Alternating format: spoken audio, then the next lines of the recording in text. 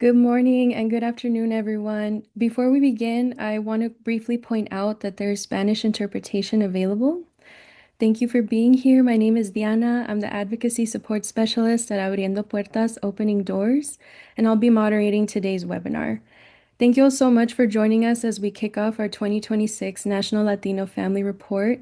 Today, I'm joined by an excellent panel of speakers. Among them are Javier Martinez, Managing Director of National Policy at APOD, Gabriel Sanchez, Director of Research at BSP, Joanna Perez, mother of eight, and Hannah Valdiviejas Khan, Early Childhood Education Policy Analyst at UnidosUS.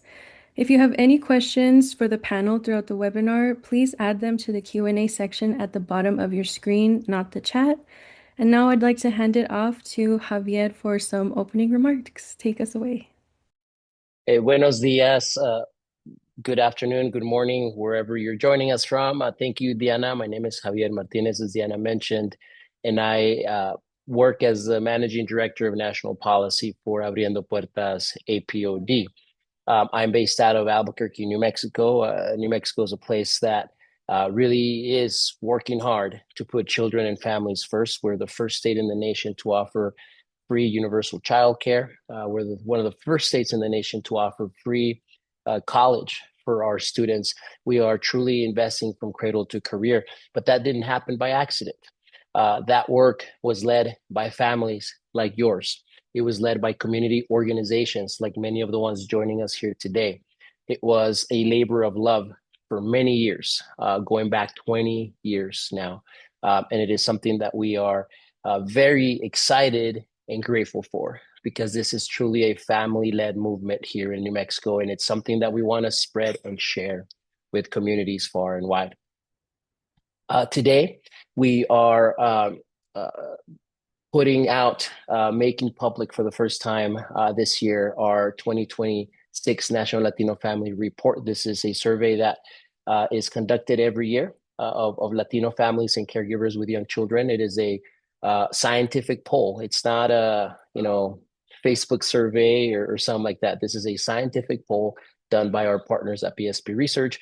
The work is done in conjunction with our national partners at UnidosUS.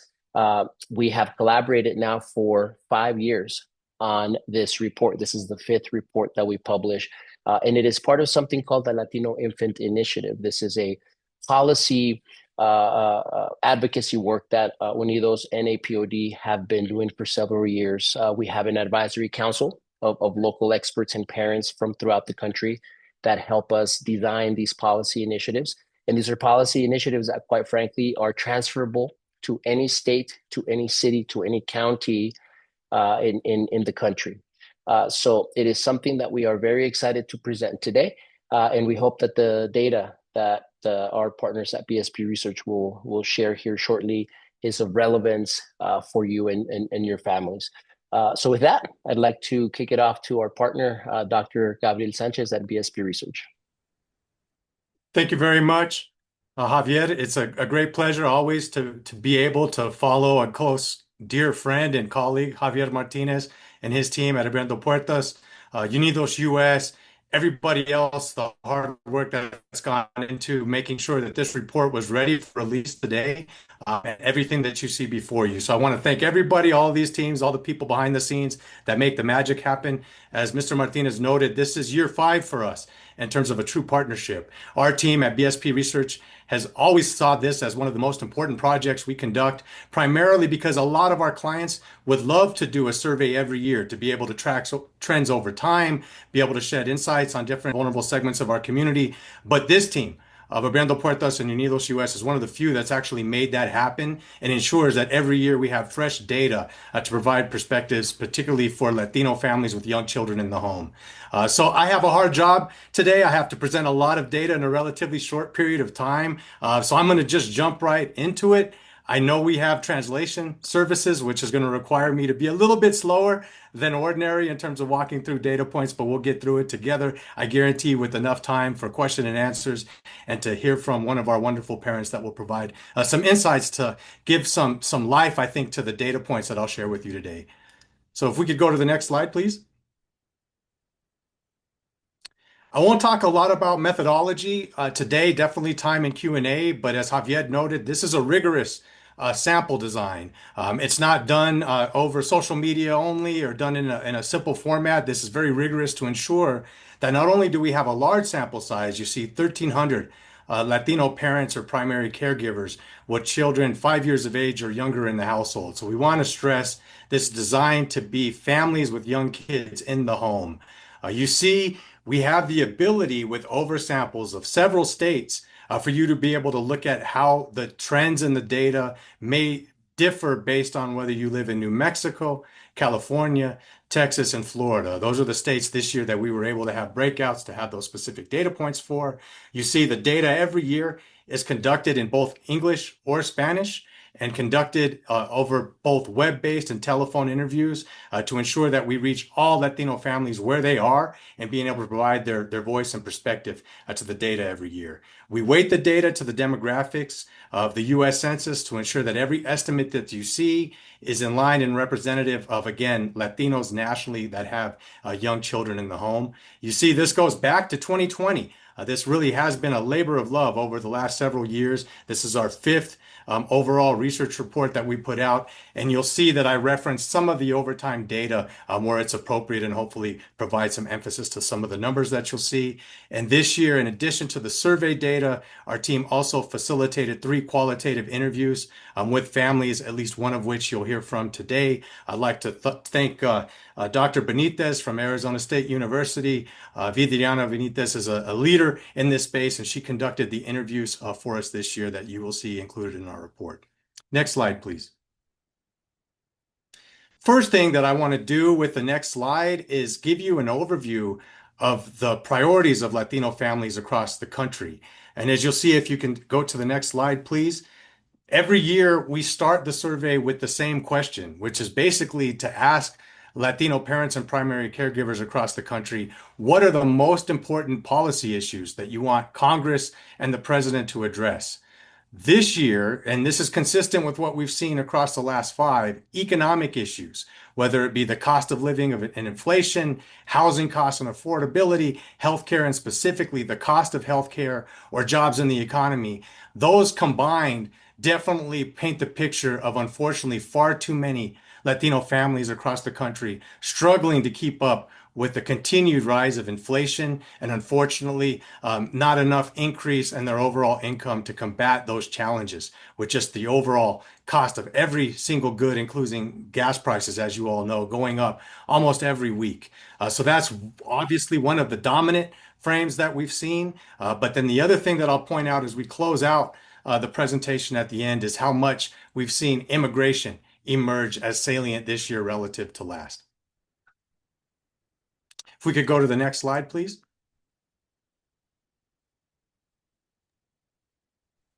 And I We're think we just may having have some lost tech the issues slide recording there. it in. Yes, we're just pulling that right back up for you. One second. Beautiful. Appreciate y'all.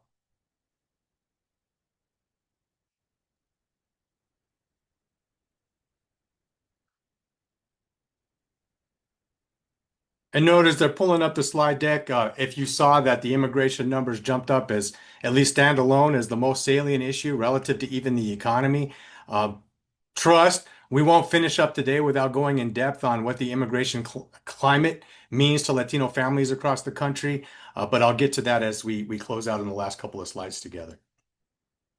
So as we think about the unfortunate reality of the economic stress far too many Latino families are facing across the country, what we wanted to do is dive a little bit deeper into that and figure out what tough financial decisions our Latino families unfortunately put in the situation of having to make, unfortunately for many on a daily basis. And again, because you can go back in time and look at the same question over 4 surveys, we give you that from 2022 all the way to the most recent report that was released today for 2026 numbers. So you can see if there's been any shifts over time across some of these unfortunate outcomes. And you see that when we ask folks over the past year specifically, have they had to make any unfortunate decisions? You see that 40% of this year's survey, which is very consistent with what we've seen in the past, has unfortunately had to borrow money from their friends and family. Fortunately, a wide segment of the Latino population is able to have that resource of friends and family that they can lean on in difficult times that we're all facing together economically. But you see a lot of other families, unfortunately, are in a situation where they've used up all or most of their savings to help pay for their family's expenses. I'm an eternal optimist, so I always look for some positive signs in the data, especially in a year like this one where far too many data points, unfortunately, aren't very rosy or positive. But here, at least, we can see at 21% of Latino families using up most or all of their savings. That's a significant drop than where we started together going back into 2022, where that number was at 33%. So there are some positive signs, including fewer Latino families applying for a loan from a bank or credit union than we've seen over time, which is another positive sign in the data. 11%, again, a drop from 18% the year before, skipping a monthly car rent or mortgage payment. But not all signs are positive, right? We see, unfortunately, 9% of Latino families, even though it's improved, still are in a situation where they've had to postpone or cut back on health-related expenses. And you also see far too many of our families, 13% in this year's survey, which has been pretty consistent over the past three, have had to borrow money from a payday or title loan company with very high interest rates that we all know. So unfortunately, some of these decisions are actually putting Latino families even further behind their own economic family situation because they're having to turn, unfortunately, to high interest rate loans just to make it in the unfortunate reality of today's economy. On the next slide, you'll see that we dive a little deeper into the economic situation of Latino families. This is an item you see that we've tracked over time going all the way back to 2022. And we essentially asked Latino parents and primary caregivers in your own personal family's economic situation. Have things gotten better for you? Have they stayed about the same? Or have they gotten worse? And as I note, I'm an eternal optimist, so I'm looking for positive signs in the data. But unfortunately, if you look at the purple bar chart, which is telling us the percentage of Latino families whose situation has gotten worse over the last year, you're seeing an unfortunate reality of that number increasing over time. 36% in 2022 to almost 50% of Latino families today in 2026 reported that their financial situation has unfortunately gotten worse. So when you think about how bad 2025 was, for all of us economically, for nearly half of Latino families to say that their situation has even gotten worse relative to that year, I think that speaks for itself and gives that context for why economic issues have been the most salient to Latino families over the last several years and includes to be a major challenge for far too many of us as we think about the situation in 2026. Next slide, please. One of the indicators that a lot of us in the policy advocacy space use to track how families are doing across the country is the percentage of families that are facing food insecurity. And you see, this is another unfortunate, rough data point, I think, for all of us to digest, that just in the past 12 months alone, nearly 60% of Latino families across the country have indicated that they have worried about whether or not they're going to have enough food to provide for their family or enough money to be able to buy the food that they need. 39% indicating that this is sometimes true for them, and unfortunately, nearly 20% indicate that it's often true. So we see that, unfortunately, again, far too many of our households across the country are in a very difficult situation where they're worried about just having food to provide for their families. Next slide, please. Fortunately, we know that Latino families are very resilient and they're going to do everything possible to keep their families afloat even during these rough economic time period. And you see that Latinos are taking action right now to help their families, whether it's the 44% of respondents in this year's survey who indicate they're looking for a better paying job or a promotion at their current job to bring in more resources for their family, or the 32% of respondents who indicated they've taken on an extra job to make sure they can provide for their families, the 21% who are starting their own business or a side business, 15% who are looking for lower rent or mortgage cuts or resources to provide for housing, or the 14% who have applied for public benefits or enrolled in career building education classes or certificates or trades. You see, Latinos aren't waiting for the government to provide a handout. They're taking every step possible themselves to be able to ensure their families can weather a very difficult economic period. Next slide, please. Not surprising to all of us who track policy attitudes for a living, given the economic climate that we've seen reflected in the data points, it's not surprising that nearly everybody in this year's survey supports Congress and the president addressing the economic situation through policies that will bring down the cost of household items, including groceries, or focusing on creation of jobs that pay living wages and benefits. You see almost 100% of Latino families across the country want to see the federal government take action to address the economic challenges that they and other families across the country are facing. When you get nearly 100%, and as a pollster, I can tell you it's very rare to see numbers this high, which I think speaks to just how salient these issues are to Latino families. Because of that, support for these policies are consistent across every single subgroup of the Latino population, including Latino Republicans and Latino Independents. Next slide, please. Very consistent with those two trends is the fact that you see 82% of Latino respondents in this year's Latino National Family Survey indicating is very important to them. Another 16% somewhat important that Congress and the president address the fact that they need to lower the cost of health care in the next year. In fact, when we talked to some of the families in the qualitative interviews and we talked about what specifically across overall inflation was really causing the most pain for their household, healthcare cost comes up consistently as one of, if not the top issue regarded to all of inflation that is putting the most stress on Latino households. Next slide, please. I want to transition a bit to the experiences and the attitudes Latino families have toward federal support programs. We see that in these tough economic time periods that we're all facing, many of our families are looking for some safety support to help them get on their feet. So we want to take a closer look, if we can, at some of these experiences and how it reflects their attitudes about what the future might look like for federal support and state support programs. Next slide. We asked individuals in this year's survey if they could think back to over the past 2 years and indicate whether they themselves have applied for any assistance from the federal or state government where they live to help support themselves and their family. And you see across the board, whether it's SNAP, Medicaid, housing benefits, child care subsidies, unemployment benefits, or TANF, right? We see Latino families, again, taking action and looking for the support that can get them through difficult time periods. You see 33% at SNAP being the highest or the modal category of any type of program provided at the federal or state level that our families are taking advantage of. But you see families are being resourceful. They're looking for different streams of support that can help them, whether it's for disability benefits at only 2%, or again, ranging all the way up to the 10% you see for housing or childcare subsidies. In the next slide, a very powerful one, I believe that, again, we're looking for some rays of sunshine and some, unfortunately, overall dark periods in data that we see for Latino families. On the next slide, please.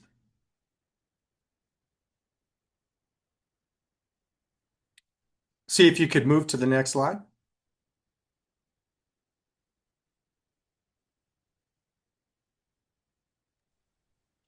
Well, they're trying to advance the next slide.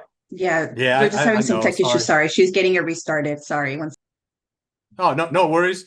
We know how challenging technical issues are, especially whenever we're launching into a webinar like this.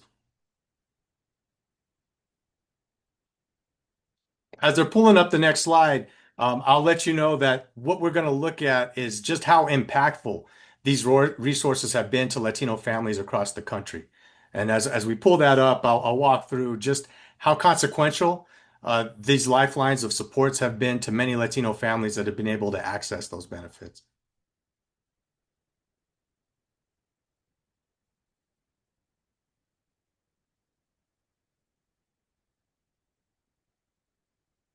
Beautiful, right on cue. Thank you so much for maneuvering around the technical challenges. But as you see, we really want to stress that Latino families aren't turning to these benefits, right, to be able to purchase a second vehicle or go on a vacation. These lifelines have been vital to support families being able to just keep their head above water financially. You see that nearly half of respondents who indicated that they have applied for some social support indicated that it supported them through a difficult financial period. 42% have helped them while they were in between jobs. We know a lot of folks, unfortunately, have found themselves in that situation. So being able to have those benefits for that short period of time has been incredibly beneficial to Latino families.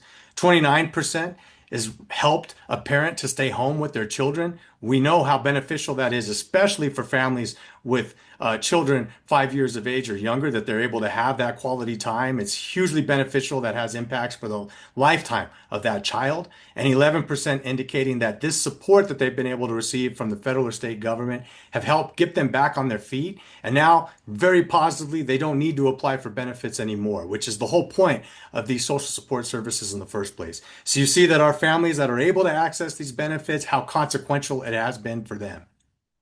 Next slide.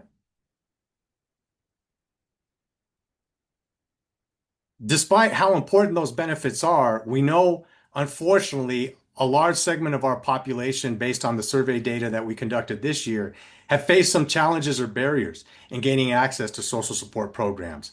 We know that, unfortunately, over the past year and a half, access points to benefits have been directly impacted by tremendous cuts in the workforce that are able to actually do the important work of making sure people's applications get through, they're reviewed, get people the benefits that they need. And consequently, because of the shortfall in the budget and the impact of a lot of shortages in workforce around the entire federal government system, we see that 44% of respondents in this year's survey that attempted to access benefits indicated that they've had some unfortunate barrier or challenge that has made it difficult for them to be able to get the help that they need.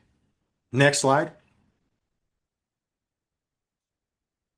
Given this context, and we know the vulnerability of the federal government under the current administration to be able to provide the safety net programs that we're all used to moving forward, we wanted to ask Latino families across the country for their view about what the future might look like regarding the role of government in society. And you see that overwhelmingly at 65%, there's bipartisan agreement that it's important to protect these programs and bring them back to higher levels of funding that we saw prior to the current administration taking office. So those safety net programs, whether it be WIC or SNAP, we see the vast majority of Latino parents and primary caregivers across the country want to rebuild those systems. A smaller but important segment of 22% of Latino families across the country recognize these social safety net programs may never really get back to where they were and face challenges in the first place. So that 22% of Latino families support moving away from the current model and moving towards direct cash payments to support their daily expenses. So again, fresh data. I don't think anybody else anywhere in the country has really looked at this in the way that we have, which I think speaks to our partners at Unidos and Hernando Puertas for being forward thinking and always trying to provide the most fresh perspective to help our families as we move through the policy landscape. Next slide, please. Given that this sample is specifically designed to focus on families with young children in the home, we obviously want to focus a bit on specifically early childhood experiences and policies. So we ask every year, specific to well-being of children growing up in this country, what are the two most important issues you think President Trump and the new Congress should address?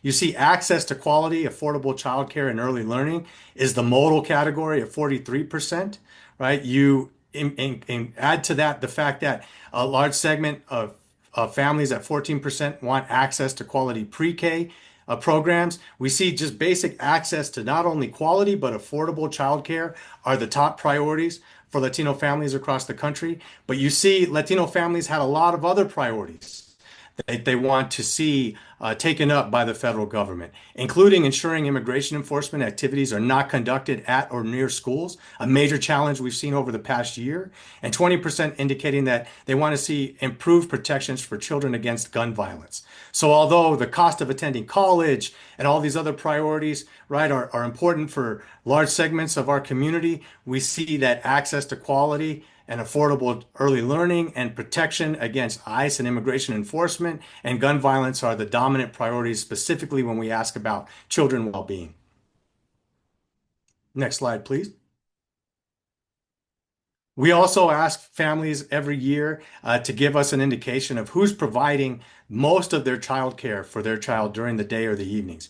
You see that although a large segment of our families across the country are relying on public centers for child care or are relying on privately owned centers for child care at 23% and 33% for public centers, we see that a lot of our families are turning to their own networks, whether it be the 32% who are relying on grandparents, the 26% who are taking care of childcare themselves internally as mothers or fathers, or 16% that rely on other family members.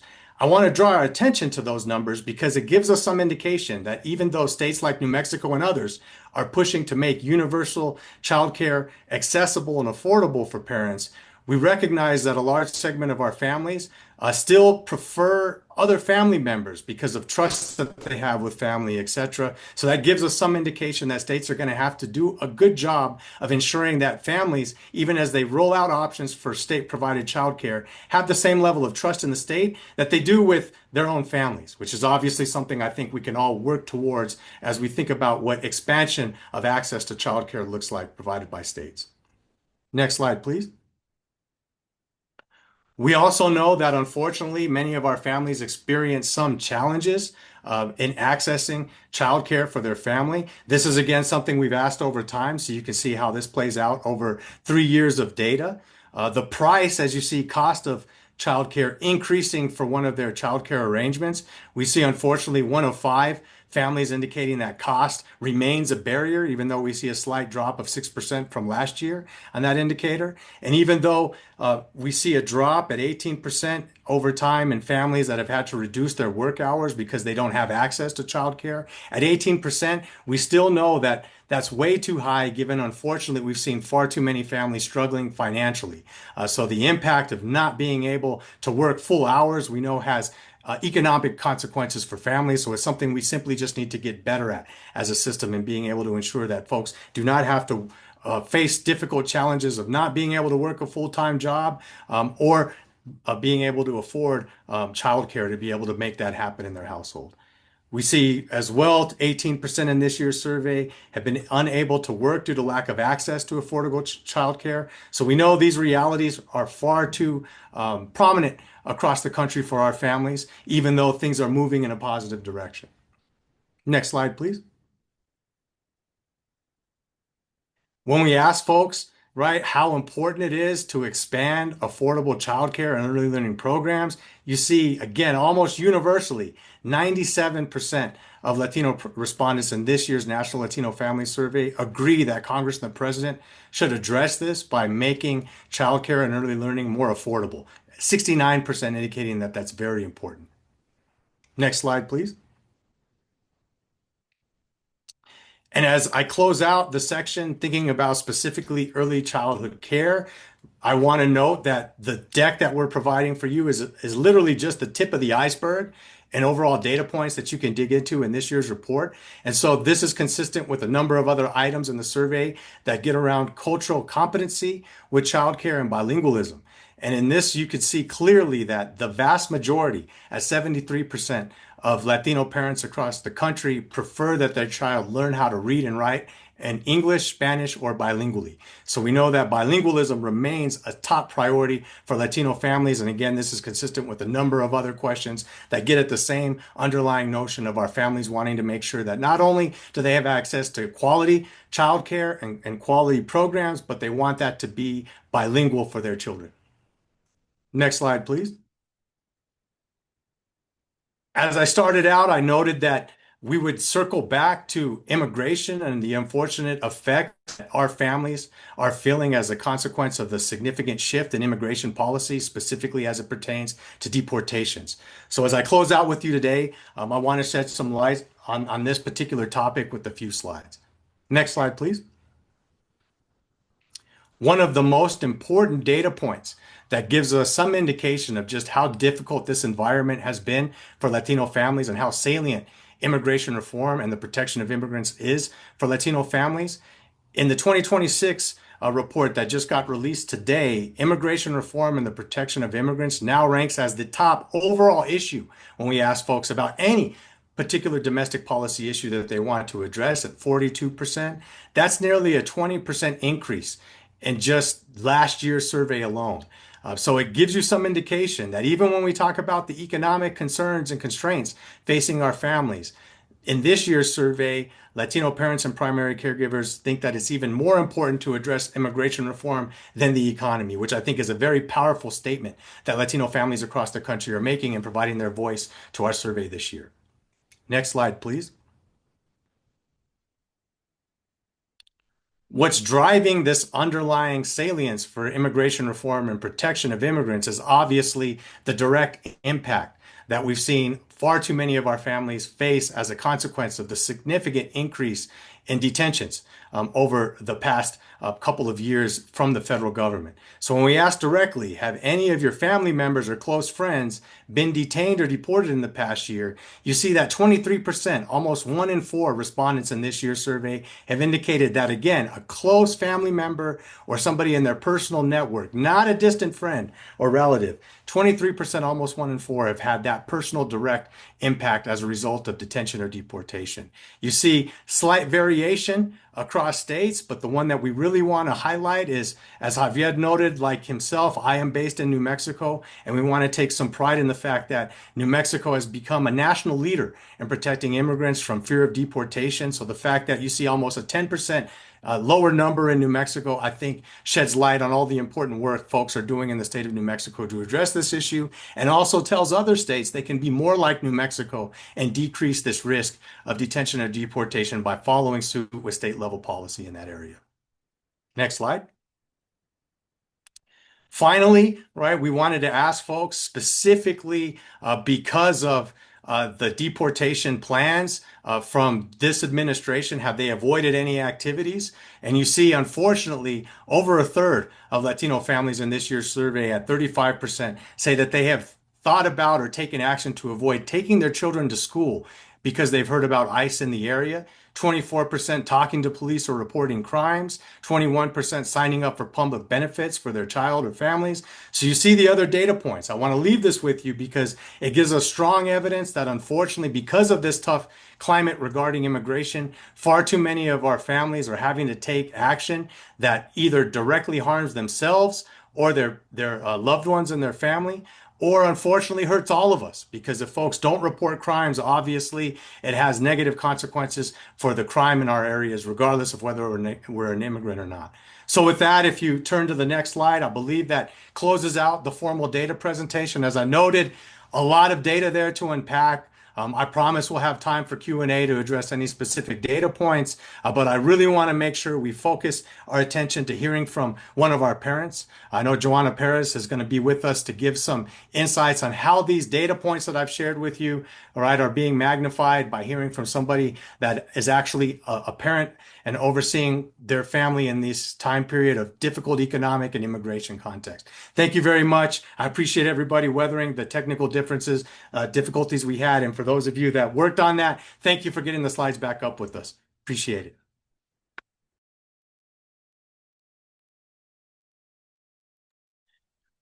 And so with that, Joanna, if you wouldn't mind unmuting yourself and jumping right into it, we're greatly looking forward to hearing what you have to say. Thank you so much for that, Gabe. Well, hello, everyone, and thank you for joining us today. I am here just to share a little bit of my personal experience as a parent of, Latino infants, 0 to 5. I'm actually a proud mother of 8 kids, but I still have 2 kiddos that are, 5 and under. I am actually very happy to say that I've been lucky and blessed to have my kids be a part of the early Head Start and Head Start programs through St. Anne's Family Services. It's a great organization. Um, and so, based on all the information that was shared, I mean, everything is so relatable. During this last year, obviously, with ICE, um, being in the community, it has brought, a lot of uncertainty, a lot of fear, a lot of anxiety, and, all kinds of mental health issues for Latino families, and not just Latino families, but we're gonna, you know, stay within that information. I will share a personal experience of my kids' elementary school. Um, when I started moving around in LA, their school was one of the schools that was impacted during a fifth grade culmination, where I showed up during the culmination ceremony, and it was so heartbreaking to just see the parents run out of their kids' graduation or culmination ceremony, because was present. Um, so those are the type of scenarios that, you might not necessarily see on the news, but those scenarios are happening or were happening more so. Um, um, I will also say that economically, the struggles, is real. Um, but with, again, back to the immigration, a lot of parents hold back from applying for benefits because of the fear of my information is going to be in their system. They're going to come find me. So I rather not. And as Gabe mentioned, obviously putting their families in a tough situation where, you're not applying for food stamps to feed your kids. So now you're, making really hard decisions about what's going to get paid this month, how much you have left for food. And so it's everything revolves around, sadly, this immigration scenario, right? A lot of people, I will say, I have family members who actually stopped working, and didn't leave their house for an extended period of time because of the fear of being uh, picked up by ICE.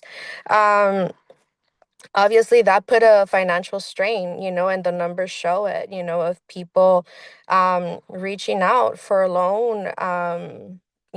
Some people, I had family that had to move in to live with other family members because they could not afford, to pay rent anymore on their own, because again, they stopped working for a period of time until they felt safe to leave their home again.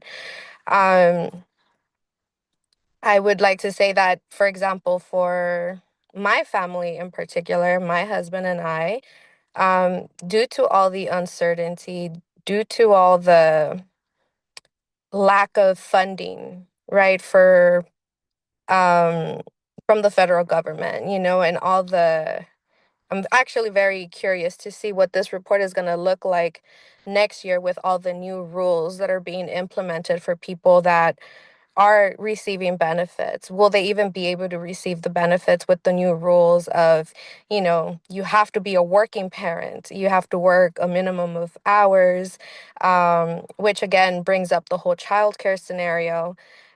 And so I'm very interested to see with all the new changes that were implemented this year, what our numbers are going to look like next year in regards to, um, the benefits and childcare scenario. Um,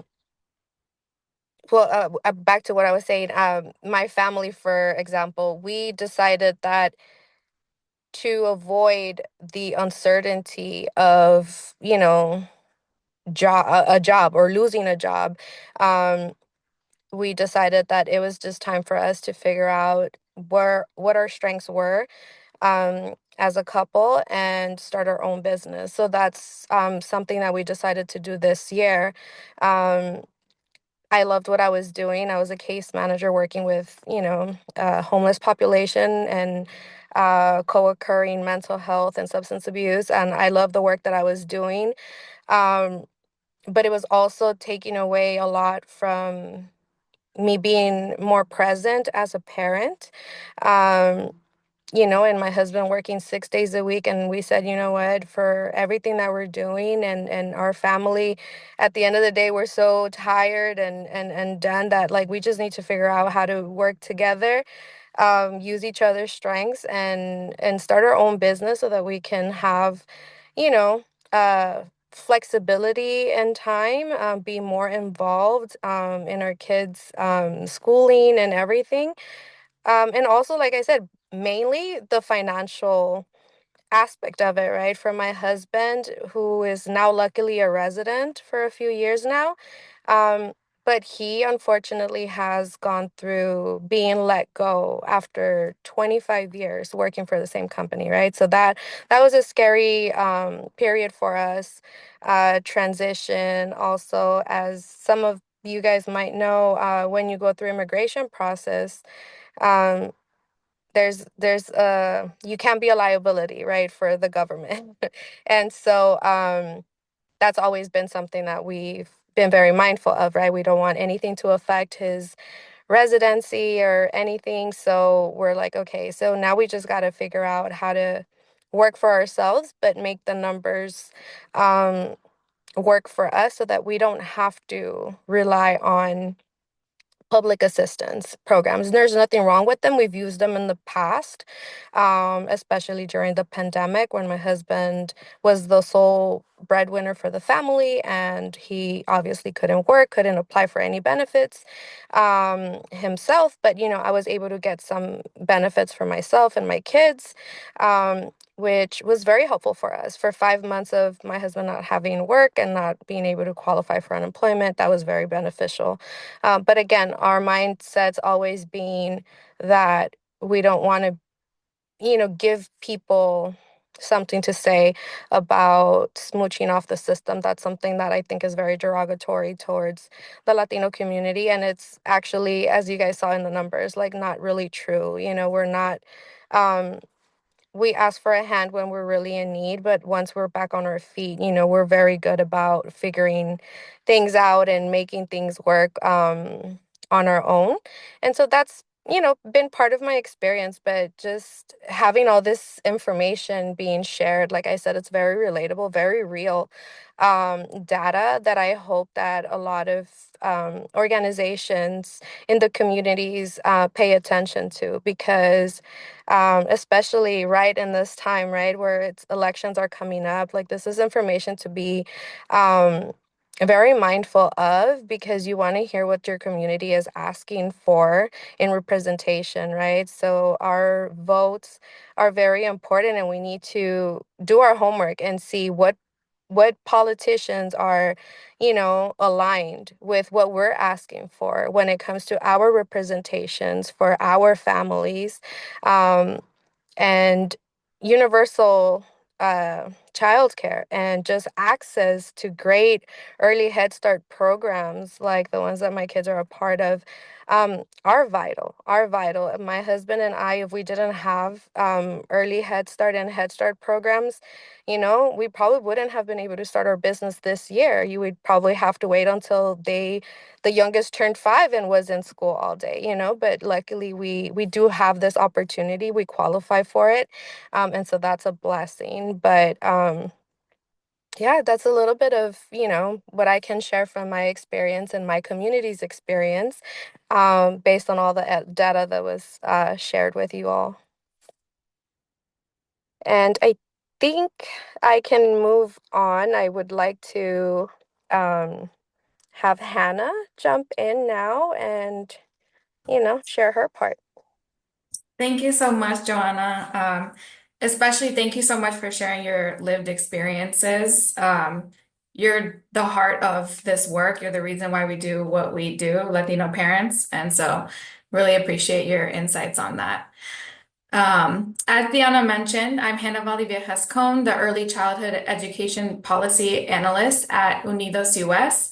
I'm going to give a couple of insights on this year's data, but from a federal policy perspective. And so I'll reiterate some of the important numbers that were shared by Gabe, but then I will give the federal policy takeaway related to early childhood right after. So this year's survey provides a clear picture of what families are facing right now. which Gabe mentioned rising costs, uncertainty around healthcare and immigration policy, barriers to childcare, and deep concern about whether public systems are still built to support them. The central takeaway is that Latino families are doing everything they can to keep their children safe, healthy, and thriving, but federal policy is not keeping up with the realities that they're living. So the first major finding that immigration has moved to the top of Latino families' federal policy priorities. 42% of Latino parents identified immigration reform and protecting immigrant rights as a top issue, which is nearly double the share from 2025. So that is not happening in isolation. Families are responding to a climate where immigration enforcement is shaping daily decisions, including whether to take children to school, sign up for benefits, talk to police, or visit the doctor, which was really well exemplified by the story, the very unfortunate and traumatic story that Joanna shared. The report shows that 23% of respondents had a friend or family member detained or deported in the past year, and many families reported serious consequences from detention or deportation, including loss of income, increased child stress and safety or anxiety, parent-child separation, legal expenses, and children missing school. So in other words, immigration policy is not just an immigration issue. It is an early childhood issue, and it is a family economic security issue. And overall, it's a child well-being issue. The second takeaway is that economic pressures remain severe for Latino families. Nearly half of these parents reported that their financial situation has gotten worse over the past year, as Gabe mentioned. 54% of Latino families have less than $1,000 in their saving account, including 18% with less than $100 in their saving account. Families are borrowing from relatives, using credit cards, taking on debt, selling belongings, skipping payments, and cutting back on health-related expenses. So that tells us that when we talk about child well-being, we cannot separate children from the household economy. Parents are not just worried about inflation, they are making trade-offs between rent, groceries, childcare, transportation, medicine, and work. The third takeaway is that Latino families strongly support federal action. As Gabe was saying, he, as a pollster, he has never seen such high numbers for one question. 96% say it is important for Congress and the president to bring down the cost of household items, and 97% say it is important to create jobs that pay living wages with benefits. These are not narrow partisan issues, these are kitchen table issues. The fourth takeaway is that childcare and early learning remain a central priority. When asked about child well-being, the top issue Latino families wanted Congress and the president to address was access to quality, affordable childcare. And when asked directly about expanding access to quality, affordable childcare and learning programs, 97% of Latino families said it was important, including strong support from families who identified as Democrats, independents, and Republicans. So that partisan support matters because federal early childhood programs are under real regulatory attack right now, particularly Head Start, as Joanna mentioned. For example, like we heard from Joanna, the new rules are really under attack. On May 12th of this year, the Administration for Children and Families published a proposed rule titled Restoring Flexibility to Support Head Start Program Access. The program would remove Head Start wage and benefit requirements that were included in the 2024 Head Start workforce rule. And so the Administration for Children and Families argues that removing these requirements would restore local flexibility, but we should be clear about what this means in practice. At a time when families are calling for more access to affordable and early learning, and when the early childhood workforce is already underpaid and unstable, rolling back wage and benefit protections is not a neutral act, especially because the around 22% of the early childhood workforce is immigrant and Latina. So it threatens the very workforce that makes Head Start possible, and it deters talent from entering the early childhood workforce. It weakens one of the few federal programs designed to provide comprehensive early education, health, nutrition, and family support to children and families with low income. And so for Latino families, many of whom rely on trusted community-based providers and bilingual educators, this is especially concerning. There's also another pending regulatory action coming out of the Office of Management and Budget. Um, and this proposed rule just came out on May 22nd, is listed as economically significant and signals additional changes that Head Start that may be coming. So although we are not certain about what exactly these changes are to the proposed rule yet, Intel indicate a desire from the administration to increase adult to child ratios, remove teacher credentialing and training requirements, prohibit activities related to inclusive classrooms for children with disabilities, and restrict access to Head Start for children of immigrants. Many of these activities are required in the Head Start Act right now. So I won't talk for too much longer, but one of our strongest federal recommendations is to defend Head Start as a comprehensive program, not merely a child care slot. Congress and the administration should strengthen Head Start funding, protect the workforce standards, preserve comprehensive services, and reject regulatory changes that use the term flexibility as a pathway to lower expectations for quality, workforce compensation, or family action. Second, Congress should expand access to affordable childcare and early learning. Families in the survey are not asking for complex and out of reach reform. They're asking for a system that lets them work, keep their children safe, and prepare their children for school. That means increased federal childcare funding, stronger CCDBG investment, expanded supply in underserved communities, and support bilingual and culturally responsive providers. Third, federal policymakers should protect and expand social safety net programs, like we heard from Gabe, including WIC, SNAP, Medicaid, and child care assistance. The report shows that these programs are not peripheral, they are literal lifelines. They help families get through tough financial periods, stay attached to work, and care for their children. Fourth, policymakers must address immigration-related fear as a barrier to child well-being. That includes passing immigration reform related to sensitive locations, keeping immigration enforcement out of schools, childcare settings, healthcare facilities, and other places families rely on for stability. Finally, Congress should address healthcare and housing affordability as childhood issues. 98% of Latino parents said it is important for Congress and the president to address healthcare costs, and the report also shows deep concern about housing affordability. When families cannot afford rent, medical care, groceries, children feel that instability. Early childhood policy must be connected to broader family economic security. So I will go ahead and close out and say that Latino families know what they need. They want safe communities, affordable childcare, healthcare they can access, jobs they can pay enough to live, housing they can afford, and an immigration system that keeps families together and safe. We hope that this data serves as a timely resource for the advocacy that is needed now, with the critical decisions that are being made at the national level that will deeply impact families for generations to come. So I want to say thank you, and now I will turn it over to the Q&A part of the webinar. Thank you so much. Thank you, Hannah and Joanna and Gabe and Javier. The data insights were really interesting, and thank you, Joanna, for being vulnerable and sharing about your family. And thank you to the panelists and everyone participating as well for sending some really great questions in the Q&A section of the chat.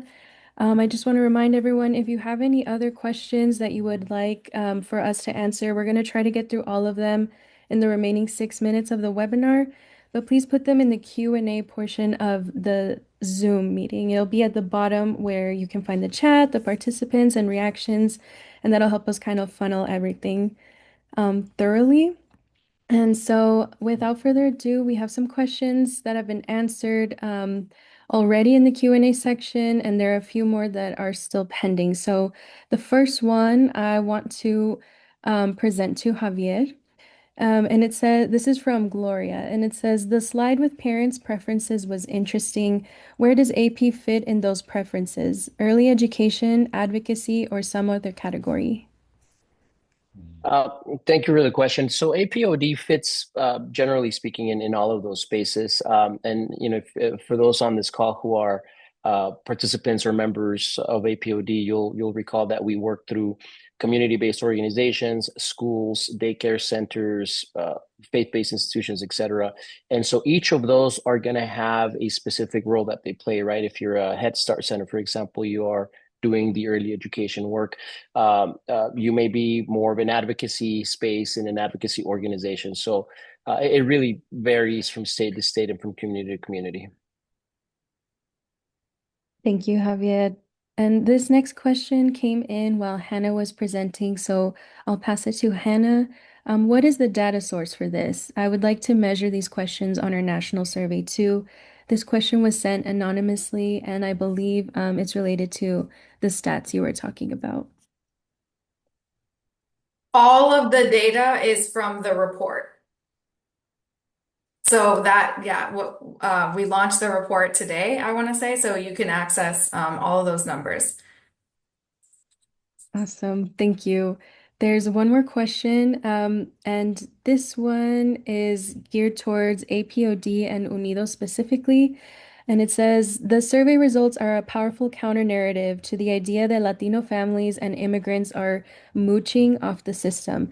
In such a polarized environment, has APOD or Unidos encountered organizations or groups that hold opposing views and are aware of this story? And if they are they open to listening? This is from an anonymous attendee, and I'll hand it off to Hannah or Javier. Yeah, I can jump in real quick. So APOD sits, at a different number of national tables and coalitions and whatnot, and we've actually sat in coalition with, groups that you may think are not necessarily aligned. And I'll give you an example, right? We are part of something called the Convergence Project, which features a number of organizations, including us, including the ACLU. And it also includes the Heritage Foundation and the Manhattan Institute, very politically very different organizations, at least ideologically, from the ones that we're used to collaborating with. And this concept of quote unquote mooching off the system really isn't, I think, in that space. Like, I don't think that's a shared value or perspective. And so I think it's more of something that politicians use to divide communities, particularly communities that are working class communities, communities in states where maybe immigrants may not be big in numbers, and so that there's always that scapegoating that happens. But I can't, I can't think from the APOD side of a circumstance where we've actually been across the table from an organization that actually believes that. And I think it's because it's not true, right? I think any legitimate organization, even if ideologically opposed to our view on immigration, for example, is not going to necessarily fall for that fallacy.